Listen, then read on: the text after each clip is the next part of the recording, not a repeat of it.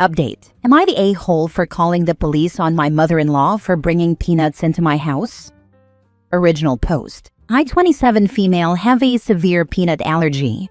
Even a trace can send me to the hospital, so my husband and I agreed our house would be a 100% peanut-free zone.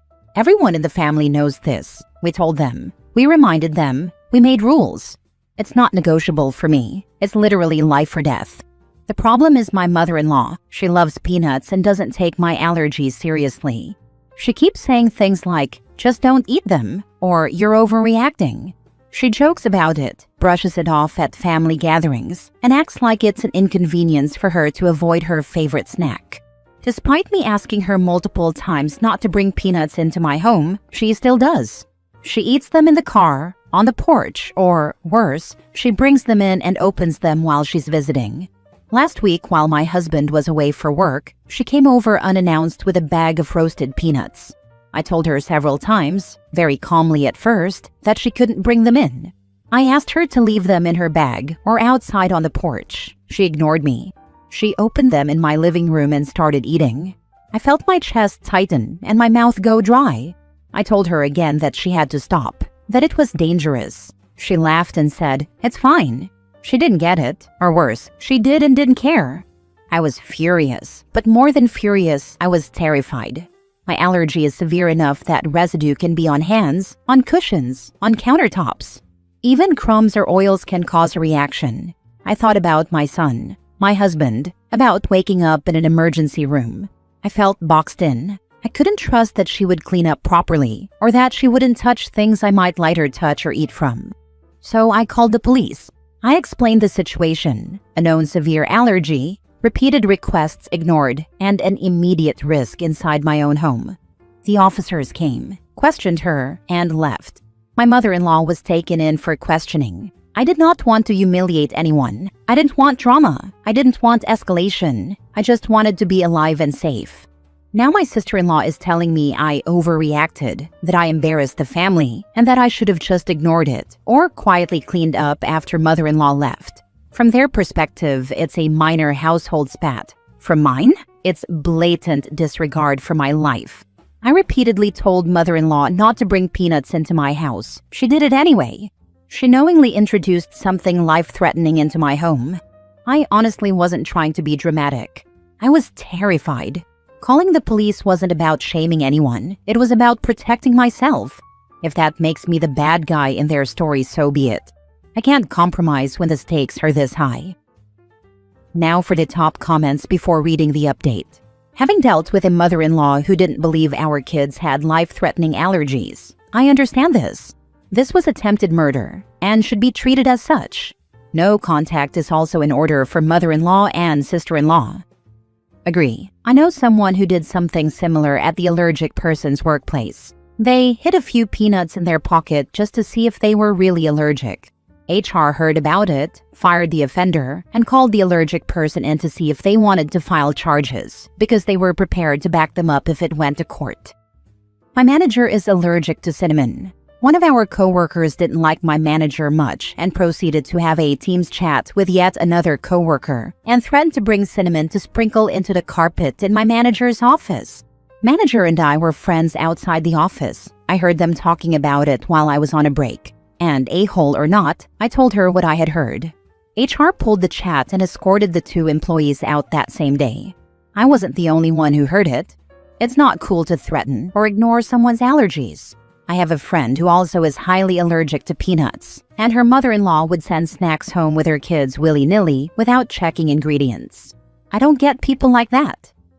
People thinking this is 100% not real must not have been on Reddit for the posts and updates about a woman whose mother-in-law killed one of her daughters.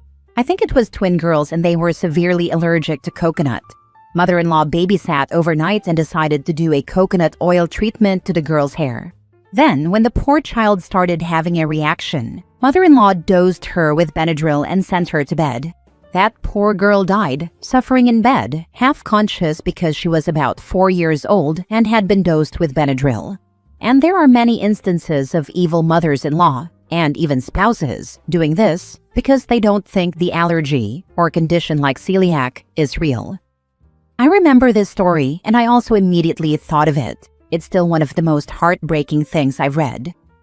There was another one where the mother-in-law made allergen-laced cookies containing banana and eggs because she didn't believe her grandkid had food allergies and nearly killed her by giving her the allergy cookie while the mom was briefly out of the room.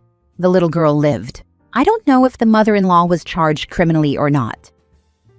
Now for the update. Hi everyone. I didn't expect my original post to blow up the way it did. I read through so many comments, and I honestly appreciate everyone who took the time to explain how serious my allergy is and that I wasn't overreacting. So, here's what happened after. Mother-in-law was released the same day, but she was furious. She told everyone I humiliated her and claimed I just wanted attention. My sister-in-law and a few relatives started messaging me nonstop, calling me dramatic and cruel for involving the police. It was awful. Texts and calls popping up for days, all telling me I should have handled it differently. I kept thinking, you've never had to be terrified of crumbs on your couch. When my husband got back, he was shocked at first. He'd been out of town and didn't see the immediate danger until I showed him the opened peanut shells on the couch and the police report. Once he saw it, he changed. He didn't hesitate. He told his mom she wasn't welcome in our home until she respected our rules and understood the risk. It sparked a family blow-up that lasted the evening, but he stayed firm. He even sent a group message to relatives explaining, clearly and calmly, that my allergy is not a preference, it's a medical emergency. Anyone who can't respect that would not be allowed to visit. The twist, mother-in-law actually went to see a doctor after all the drama. Apparently, she was stressed and decided to get checked out. The doctor backed me up completely, told her peanut protein residue can linger and absolutely trigger severe reactions. He spelled it out for her in a way she seemed to understand. She hasn't formally apologized, but she's been quiet and noticeably more careful when around us. I'm still shaken. I didn't want police involvement, and I still hate that it escalated. But I finally feel safer in my own home. My husband and I are looking at a small camera at the entrance to prevent surprise visits, and we've made our rules non-negotiable. So yeah, I don't think I overreacted anymore. I just protected myself. I wanted peace, not drama, and I'm grateful my husband finally saw how serious it was. I didn't read the first post, but I see this theme a lot, where somebody has an allergy or an aversion to some food or substance, and somebody else feels that it is their right or responsibility to prove whether or not they are lying. I had a friend who had a deadly allergy to pork, and his sister didn't believe him and kept trying to put pork in his food. I know that some people believe that you can overcome your allergies by exposing yourself in small quantities and becoming accustomed to it. Under a doctor's supervision, that is a fine plan. But for some people, continued exposure actually makes the reaction worse and more deadly. The thing I don't understand is people's need to be right and to prove that the person's allergies aren't so bad. I don't eat salmon because I got food poisoning from salmon once. I know lots of people who love salmon, and when I tell them why I don't want it anywhere near me and how even the smell of it upsets my stomach, not one of them has ever tried to force me to eat salmon to change my mind. If they can respect my simple aversion, why can't other people respect life-threatening allergies? People act like allergies are vibes, not literal life or death. Good on you, OP, and hubby for setting the line. Mother-in-law can stay mad outside. People are morons. Sometimes deadly morons. I still wouldn't trust mother-in-law. She's still going to push boundaries. I wouldn't trust any of the in-laws. If mother-in-law can gather the flying monkeys that quick, no telling if one might try to prove it isn't a severe allergy. Next story. Am I the a-hole for going on vacation without my stepdaughter? Original post. I, 28 female, and my husband, 29 male, got married last year. We were not able to go on a honeymoon as he had just started a new job that required him to be away from home. We have never been on a vacation together. We've gone to one state for like a week, but it was for work. So we decided at the beginning of summer that we were going on vacation for our 1-year wedding anniversary. We're set on Disney World. When we asked my 12-year-old stepdaughter's mom if we could take her with us, she told us, no, if I don't get to take her on extravagant vacations, neither do you. So we continued to plan our vacation and just not include my stepdaughter. Now Biomom is messaging us, telling us we're a-holes for still going, knowing it's stepdaughter's dream to go. Here's the thing about it. This is my dream to go. I was supposed to go as a kid with my grandparents, and my papa got sick with cancer, so we didn't get to go, and we're stopping in Tennessee to spread my dad's ashes. I feel on one hand, since I'm the one paying for the vacation, I don't need to feel guilty for going on this vacation. But on the other hand, I feel like a complete a-hole because my stepdaughter was excited to go with us, and now her mom won't let her come, so I feel like maybe we should cancel it? I don't know. Would I be the a-hole to go to Disney without my stepdaughter? Why would she not allow you to take her daughter, then criticize you for going anyway? That's down to her, not you, not the a-hole. Because she wanted to keep her ex-husband from enjoying a vacation with his new wife. She was using her daughter to manipulate them, thinking that they would scrap their plans without the daughter. Now Biomom has trapped herself as the villain in the narrative. Next, Biomom will lie to the daughter and claim that stepmother didn't want her. Not the a-hole. I'll be honest. I think if mom had been okay with her going and you chose not to take her, you'd be at least a little stinky. But that's not what happened. Mom tried to use her daughter to keep you from going on this vacation. This is on her. Yeah, mom faffoed herself here. I would tell the daughter that you asked for her to come with. But mom said no. Truth is not manipulation. Yes, definitely let stepdaughter know that it is her mom who has stopped her from going. Sometimes I'm in favor of keeping certain information regarding communication between parents from the kids, but in this case, your stepdaughter needs to hear from you and her dad that you wanted her to go, but that it was her mom that shot it down. The truth is the truth. Her mom sucks. She's 12, not a smaller child. I think she deserves to know about her mom's behavior, and you all don't deserve to be blamed for it. Step-parent relationships are tricky enough. Now for the update. I'm going to answer some questions before we get into the update. We are from northern Michigan. My husband was 16 when this child was born. Biomom was 19. When they did all of the legal proceedings, obviously a 16-year-old could not afford an attorney, and she could, so he just signed the papers to be done with it even though they were still together. He joined the army as soon as he turned 18, went overseas, came home, and she was pregnant by someone else, so he left. The court order is every other weekend, and the Wednesday following Mother's Weekend, we have petitioned for him to get more custodial rights, but that takes time, and we cannot get into the courts until July of 2026.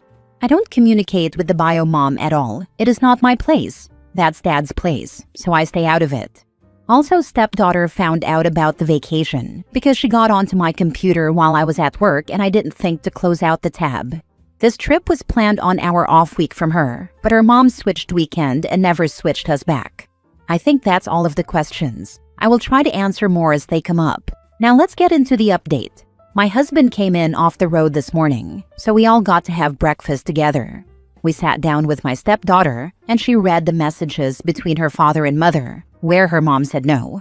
We explained to her that this was going to be more of an adult trip, and that maybe next year we can go over the summer when we have a bit more time with her. She was obviously upset. My husband then allowed her to call her mom and ask herself. Her mom went off, talking about, "That bitch is trying to take my place, and she will never be your mom. If you're going to Disney, then Dad and I are taking you, and that bitch can stay home," etc. Daughter started crying and saying, "This is why I don't want to come back to your house. And all you do is yell at me for wanting more time with Dad." So we hung up on her mom. We compromised with my stepdaughter. We drove down to Cedar Point for the day, did the Halloween night there, got a hotel, and we're going back home tomorrow. She hugged me and told me she loved me for inviting her, and she thanked me saying, "Thank you for being the mom I don't have." As for a family trip to Disney, well, we emailed our lawyer and told him we want vacation time to be added into the court agreement. And my amazing bonus kiddo told her dad and me to have the best time, and also asked us to bring her back some treats. Last story. Am I the a-hole for completely cutting off my mother, even from my kids, because she refused to make amends with my wife? I, 38 male, was married to my now ex-wife for just shy of 20 years. She never left my side, always supported me, even when I absolutely did not deserve it. We aren't married anymore. It was a mutual decision as we have grown apart. We still live together. take care of our kids, and are still very close friends. I will call her wife to avoid direct names. Wife got me one of those DNA family tree tests for my birthday 3 years ago. I was always told that I am 1/4 Greek, as my great-grandfather came over from Greece. But the results told me I have 0 Greek in me at all. Evidence shows that my great-grandmother likely had an affair, and that resulted in my grandmother. My great-grandfather was not a good guy, abusive, cheated all the time, so I don't blame my great-grandmother for it. A bit later, my sister got my mom one of the DNA tests. She found out we have no Greek in us and was devastated. Mind you, we do not speak Greek, have never been to Greece, know nothing about the current culture, and don't even eat Greek food. In effect, it was just a nice bit of conversation filler.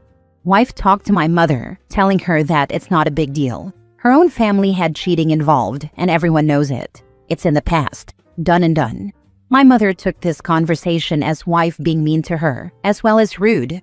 I read the texts, and it was not rude or mean in any way. This all came to a head, and I stopped talking to my mother as she was constantly telling me that wife was too mean and not the girl she once knew. Now, wife grew up with a very mentally and verbally abusive mother. As a result, she has pretty bad anxiety and was very meek and soft-spoken.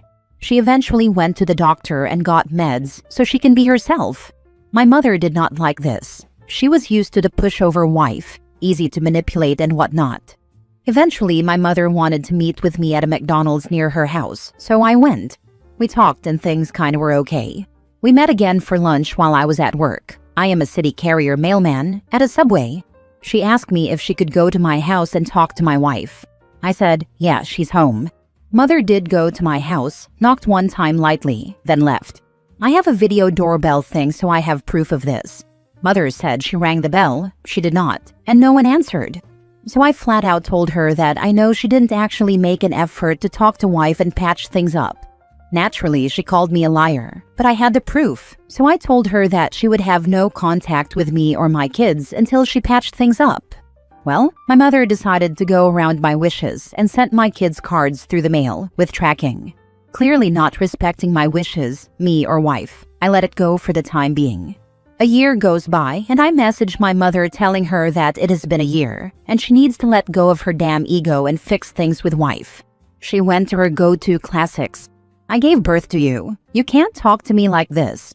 I got mad and sent back. You can stop that crap right now because it will not work.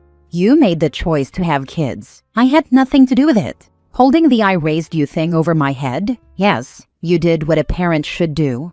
Nothing was resolved. I sent her one final message, telling her that she raised me to be a good person, to respect other people. If I were doing what she is doing right now, she would go out of her way to make damn sure that I fixed it. She doesn't practice what she preaches.